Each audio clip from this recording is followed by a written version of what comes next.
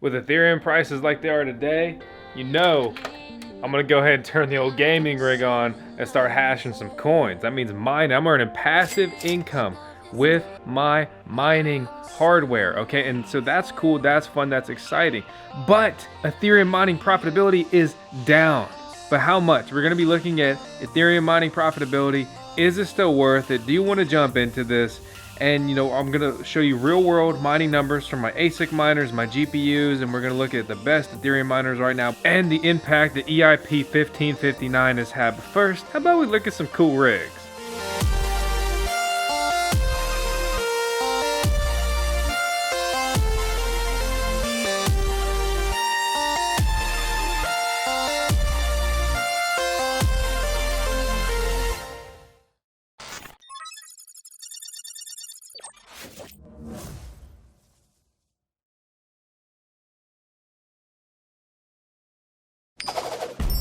If you've ever wanted to mine Bitcoin, then you should head to minewithcompass.com and learn how they're making it possible for everyone to mine Bitcoin now. They sell Bitcoin miners, they will connect you with facilities, co-location, which enables you to host your Bitcoin miners with some of the best Bitcoin mining farms in the world. Click the link below to learn how you can start mining with Compass today.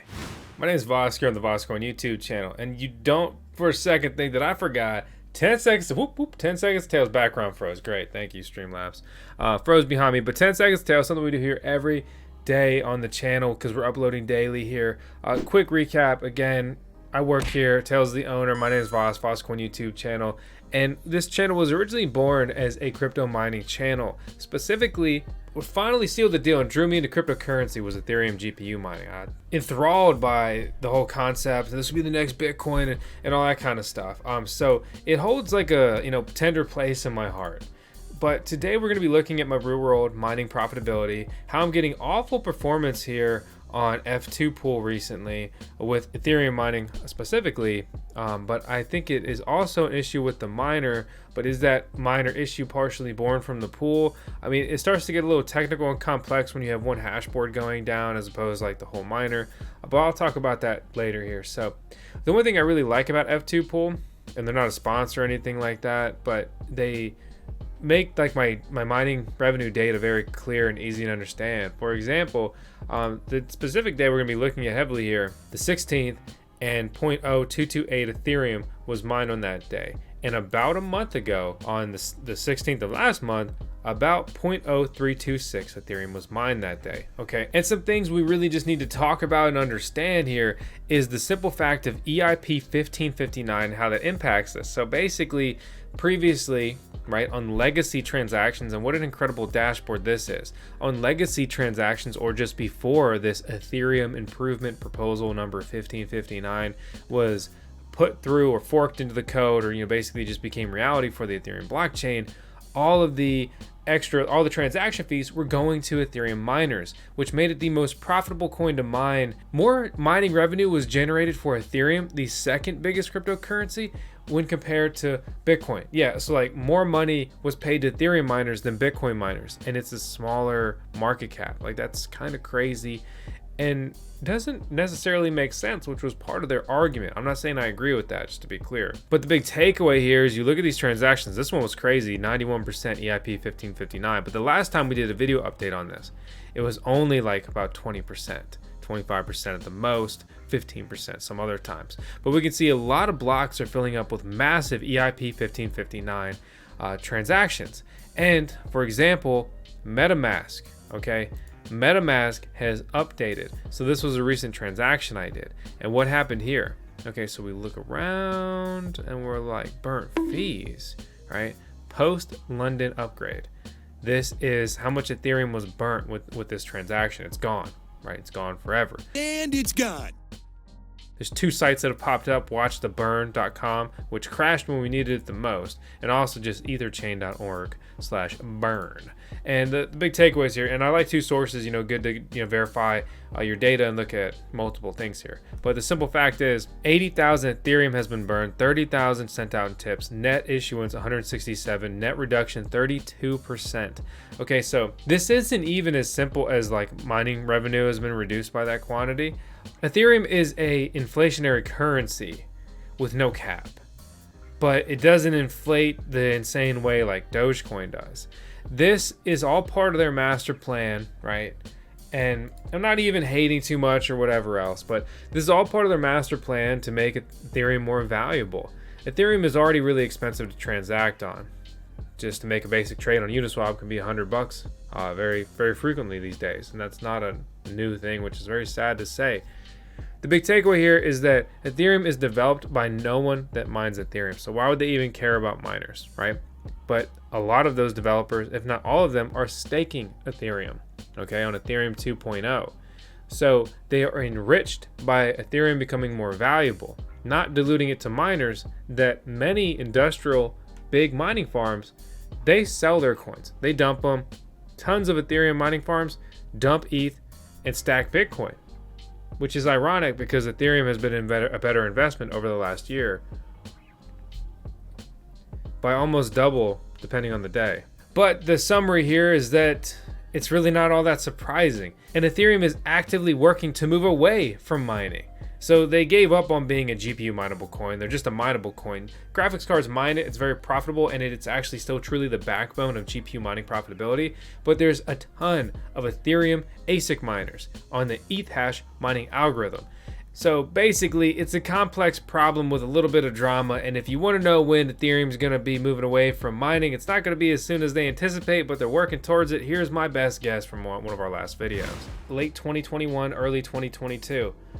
I'd be a little surprised if it happens in 2022. I expect 2023 because Ethereum is never on time with their roadmap. But let's round out the numbers real quick because this is like the massive impact of, you know, what could have been mining revenue and now is just gone, inflating the Ethereum price essentially, right? So they saw the Binance Smart Chain deflationary token hype and they wanted to get in on the action. So burn rate every 24 hours, about 11 grand of Ethereum is being burned. Okay, every minute.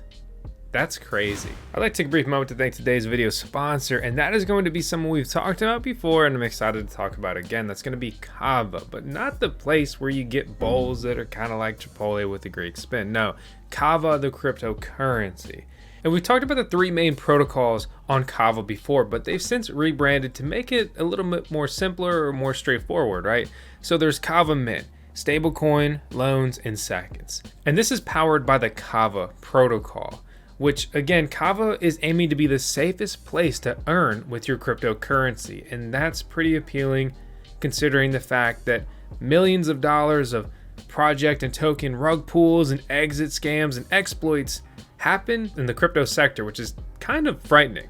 But that's why this is, yet again, exciting. So then they have Kava Lend, borrow, and earn.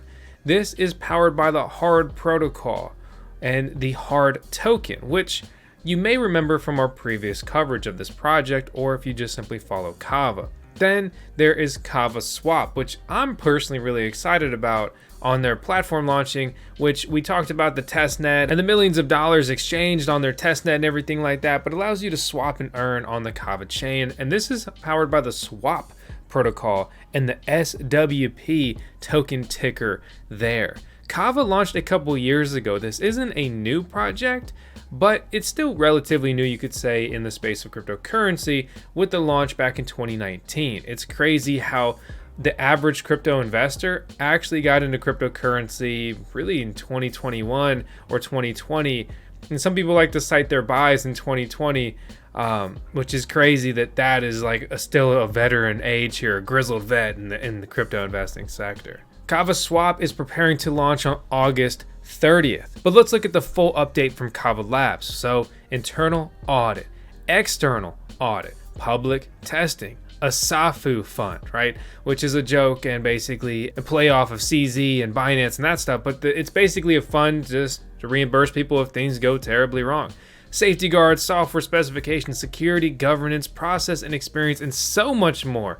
Learn more about Kava and everything they've got going on with the link in the video description below. Ethereum use has picked up over the last hour. For example, we zoom in, 5 Ethereum per minute is being burned right now, or 16.5 grand. Just imagine if you could stack that up for just a couple minutes, you'd be sitting pretty real quick. This is the total ETH burn and the dollar amount, just absolutely just crazy.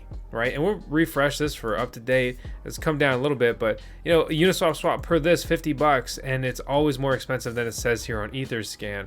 NFTs, non-fungible tokens, lead the pack in consuming Ethereum gas, and just simply blocks you on the blockchain and transactions. Basically, you know, you pay more to make sure you're included quickly here on the blockchain, and you tip or basically buy your way to the front of the line. But I've gotten slightly off topic, right? So we look at the Ethereum mining on the 16th of this month versus the 16th of last month, and ignoring all the other events and everything like that, and even, you know, EIP-1559 being activated, but how it was impacted and a little bit more slowly adopted than some people thought. So for example, until MetaMask updated, right, then they were not contributing to this, but they have since updated. So at the time of recording this video, 0.228 Ethereum is worth $76, and about a month ago, the same rough hash rate mined about 0.0326 Ethereum, or about 108 or almost $109. We compare these, it's a pretty linear 30% reduction, which is kind of in line with the estimates and what we expected here. The crazy part is even with this massive reduction, and you know what? You know, I want to say a key thing here.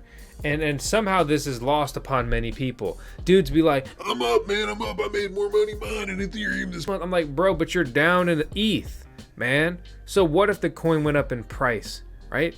You're down massively in the ETH. And this is that basic, simple, just noob mindset that gets so many people wrecked, right?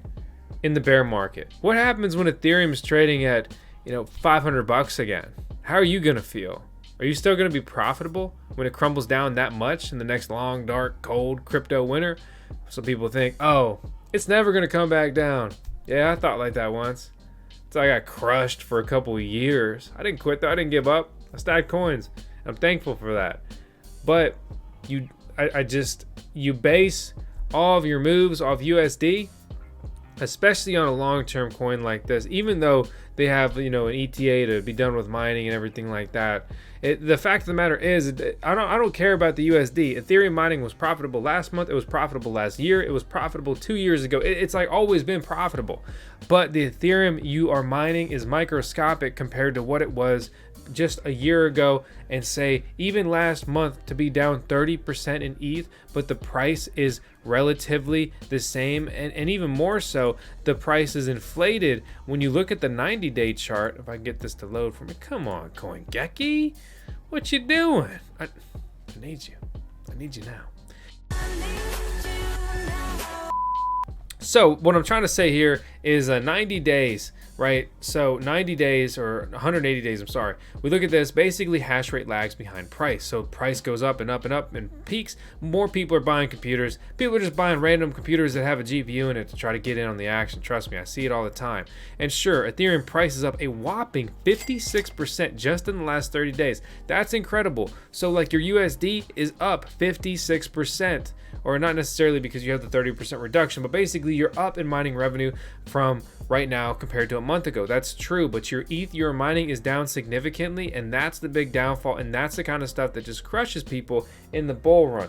Furthermore, it's still crazy, this recent uptick in price, even though it doesn't necessarily have the supporting volume here.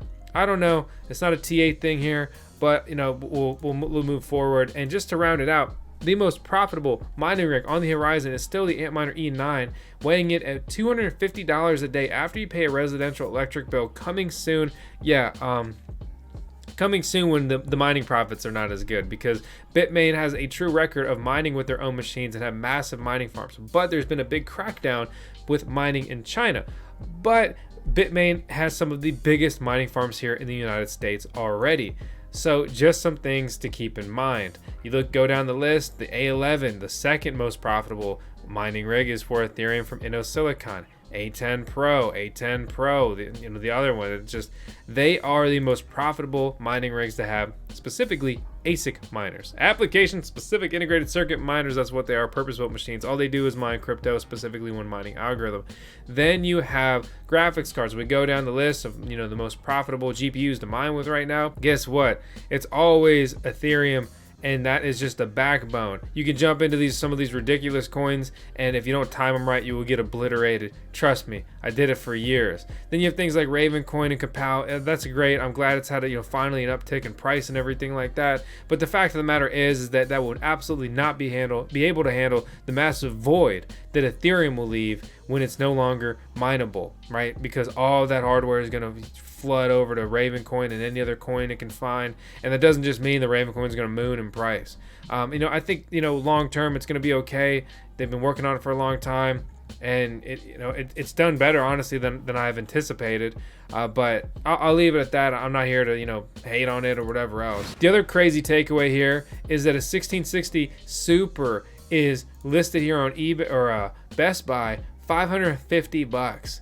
That is so painful. And this is the looking 1660 Super I've ever seen. Look, PNY, one of the worst brands. Exhilarate is basically code for bad. And after that, yeah, how about a GT 1032 GB? Yeah, bro, you need a graphics card? I got you. Only $70. What? Yeah. It's a 710. What the hell is a 710? Yeah, it's a 2 GB. What do you mean 2 GB? I haven't seen a graphics card release 2 GB in years. Yeah, no, but we got them in stock. Get it in 2 days. Like, shut up, man. Like, you got any of them 3070s? No, and if we did, it's gonna be like $1,000 for the TI version.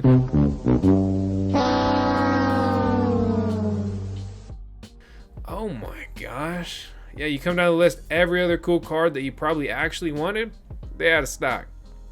Don't worry, we can get you with the GT 710. We're tuning in from like what, 2014 or something, if that. I don't know. But anyway, guys, I'll leave it at that. I hope you enjoyed today's video. As always, please subscribe to the VoskCoin YouTube channel. I just changed the background because that one keeps freezing on me. I gotta restart the program if I want to fix that. But anyway, that's my take. It's not bad news. All right, it's bad news, but it's not the worst news. Everything's still profitable. Everything's still good. I'm still, happy and hopeful, and having fun mining. And above all, I'm making money. I'm making coins, and I hope that you're doing the same. It's not financial advice, but the dream is passive income. Get more streams of income, and Ethereum devs dump on me. I dump on them. It's a fun thing, which is a little dump party. So I hope that you dump that finger on that subscribe button, hit the thumbs up, leave a comment. Let me know your thoughts on Ethereum mining, whether you agree, disagree, and what you're doing, and what do you think's next. As always, I appreciate you guys for watching. Thanks so much. I'll see you on the next video. Please be advised, there are scammers impersonating us on multiple platforms. I don't want your money. I just want you to smash that subscribe button. Everything in this video is for entertainment purposes only. That means it's not financial advice.